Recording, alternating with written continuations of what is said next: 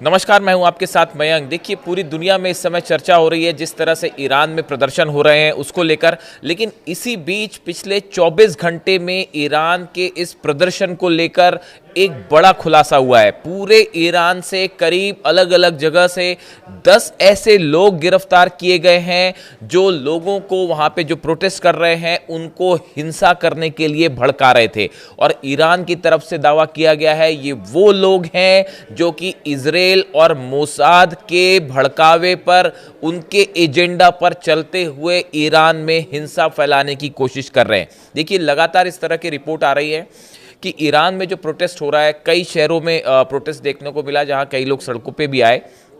इसको लेकर अब जांच भी शुरू हो गई है और ईरान की एजेंसियां भी अलर्ट है और उसमें कई लोगों को हिरासत में लिया गया है कई शहरों में। और बताया जा रहा है कि कल जब प्रोटेस्ट हो रहा था तो पहले पीसफुल प्रोटेस्ट था, लेकिन कुछ लोग भीड़ में शामिल होकर इस प्रोटेस्ट को जानबूझकर हिंसा की ओर बढ़ाना चाह रहे हैं, आगजनी करना चाह रहे हैं, तोड़फोड़ करने के लिए लोगों को एग्रेसिव कर रहे हैं। और इसके पीछे मोसाद, इजराइल की बड़ी साजिश हो सकती है, ऐसा दावा ईरान की तरफ से किया जा रहा है।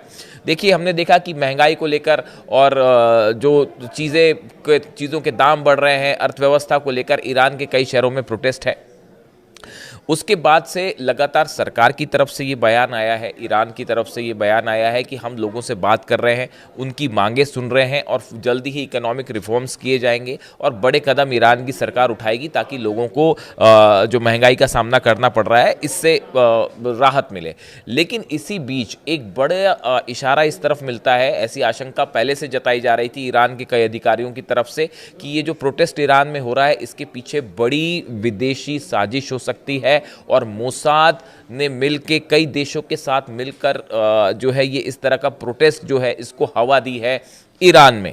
और अब इसको लेकर सबूत आने शुरू हो गए हैं। करीब 10 लोग ऐसे हिरासत में लिए गए हैं जो ईरान पुलिस का दावा है, ईरान की खुफिया एजेंसीज का दावा है, जो कि बड़े मिस्टीरियस तरीके से, देखिए इसमें मोडस ऑपरेंडी भी इस तरह से है कि कहीं पे प्रोटेस्ट हो रहा है, कहीं छात्र प्रोटेस्ट कर रहे हैं या लोग प्रोटेस्ट कर रहे हैं, उसके बीच ये लोग शामिल हो जाते हैं और वहां पे जानबूझ के इस तरह के नारे लगाए जाते हैं जो कि विवादित होते हैं, जो कि एग्रेसिव होते हैं, जो कि सरकार के खिलाफ होते हैं। वहां पे मौजूद लोगों को हिंसा के लिए भड़काया जाता है और उसके बाद प्रोटेस्ट जो है वायलेंट हो जाता है। पिछले 48 घंटे में कई घटनाएं ऐसी हुई जिस पर जो है ईरान की खुफिया एजेंसीज नजर बनाए हुए थी और इस तरह से करीब 10 लोगों को पकड़ा गया जिन पर यह आरोप है कि ये जानबूझकर जो है वो हिंसा की तरफ लोगों को उकसाने का काम कर रहे हैं। देखिए, इसी बीच ईरान में जो गवर्नमेंट की स्पोक्स पर्सन है उनकी तरफ से एक बयान आया है।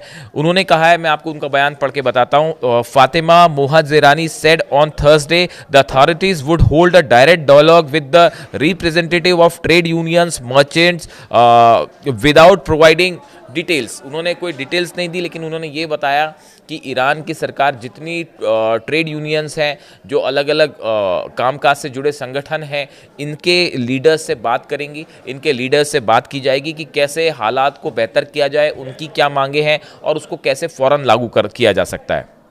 देखिए, इसी बीच एक और खबर आई कि 21 साल का जो बासिज फोर्स है, वहाँ की आईआरजीसी से जुड़ा एक संगठन है जहाँ पे लोग अपनी मर्जी से शामिल होते हैं और वो ईरान में अलग अलग रूप में काम करते हैं, लॉ एंड ऑर्डर मेंटेन करने में मदद करते हैं, सिक्योरिटी के लिहाज से काम करते हैं। ऐसे 21 साल के एक लड़के की कल मौत हो गई। वो बासिज आर्मी है वहाँ की, उसका सदस्य था और वो जो प्रोटेस्ट हो रहे थे उसमें कुछ लोग जो हिंसा कर रहे थे उसको उन्होंने रोकने की कोशिश की और इस दौरान जो है लड़के की मौत हो गई। जो ईरान में एक चर्चा का मुद्दा बना हुआ है कि वहाँ पे जो नए यंग लड़के हैं वो भी ये चाह रहे हैं कि किसी तरह से ये प्रोटेस्ट जो है वो शांत हो और ईरान में किसी तरह की हिंसा ना हो।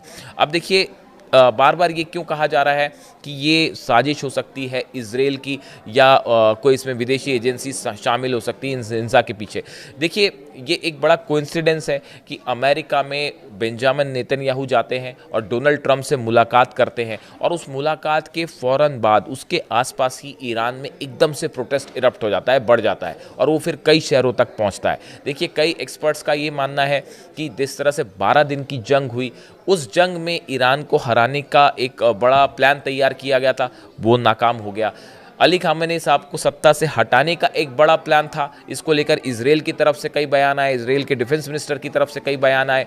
वो प्लान भी नाकाम हो गया। तो उसके बाद हो सकता है कि एक बड़ी इसमें साजिश हो, इस तरह से उसको फंडिंग भी की जा रही हो कि ईरान में सत्ता परिवर्तन के लिए एक परसेप्शन तैयार किया जाए। ऐसा आरोप ईरान की तरफ से लगाए गए हैं। अली खामेनी साहब ने हाल ही में एक स्पीच दी थी, उसमें भी उन्होंने ये बात कही थी कि कई देश ऐसे हैं जो अंतर्राष्ट्रीय स्तर पर ईरान की छवि खराब करने की कोशिश कर रहे हैं, ईरान को बदनाम करने की कोशिश करते हैं। इस तरह की बड़ी साजिशें होती हैं। इस तरह की बात खुद अली खामेनी साहब ने की थी। अब जिस तरह से ईरान में ये प्रोटेस्ट हो रहा है, इसको लेकर सरकार जो है हर स्तर पर कोशिश कर रही है, इकोनॉमिक रिफॉर्म्स की बातें कर रही है, जो संगठन प्रदर्शन कर रहे हैं उनसे भी बात की जा रही है। लेकिन एक बात ईरान की तरफ से बार बार कही जा रही है कि जो प्रदर्शन हो रहे हैं ये बहुत कुछ लोगों का प्रदर्शन है, जिसको बड़ा चढ़ाकर इंटरनेशनल मीडिया में पेश करने की कोशिश है और ये ईरान के खिलाफ एक बड़ी साजिश है। इस तरह के बयान ईरान की सरकार की तरफ से, रिप्रेजेंटेटिव्स की तरफ से आ रहे हैं। अब देखिए, इस पूरे मामले के बीच में अब बड़ा सवाल ये है कि क्या आने वाले कुछ दिनों में ईरान की तरफ से कुछ ऐसे बड़े ऐलान हो सकते हैं जिससे वहाँ की जो युवा हैं या जो लोग सड़कों पे प्रदर्शन कर रहे हैं उनको लेकर क्या ईरान कोई बड़ा ऐलान कर सकता है,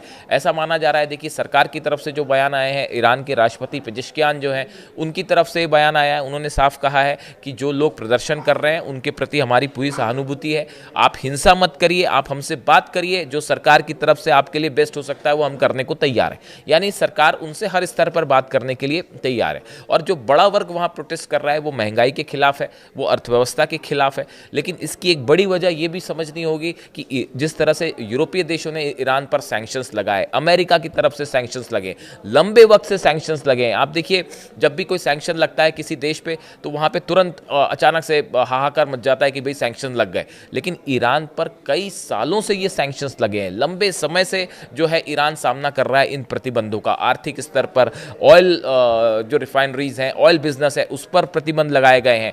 जंग लगातार ईरान के खिलाफ हो रही है, ईरान के खिलाफ नए तरह के साइबर अटैक्स हो रहे हैं। इन हालात में ईरान एक ऐसे देश के रूप में है जो तमाम मुश्किलों के बावजूद भी लगातार जो है वो एक मजबूत देश के रूप में उभर कर सामने आया है। ऐसे में ईरान का ये कहना है कि जो प्रदर्शन हो रहे हैं इन प्रदर्शनों को बातचीत से रोक दिया जाएगा, हल कर लिया जाएगा। और एक बड़े स्तर पर एक ऐसी कोशिश हो रही है कि ईरान को अनस्टेबल किया जाए, उसके लिए ईरान की सरकार कदम उठा रही है। और जिस तरह से कल ये 10 लोग पकड़े गए, हिरासत में लिए गए, इनसे पूछताछ हो रही है। हाल ही में ईरान ने एक बड़े जासूसों का नेटवर्क भी फॉल किया था पूरे ईरान में, और बताया जाता है कि ये मोसाद के एजेंट्स थे या मोसाद से संपर्क में लोग थे जो ईरान के खिलाफ काम कर रहे थे। अब ईरान को शक है कि जो प्रदर्शन हो रहे हैं इस प्रदर्शन के नाम पर ईरान के खिलाफ एक बड़ी साजिश रची जा रही है, और ईरान की सरकार का दावा है कि जल्दी ही इसको दुनिया के सामने बेनकाब किया जाएगा। इससे जुड़ा जो भी अपडेट होगा आप तक पहुंचाएंगे। Thank you so much.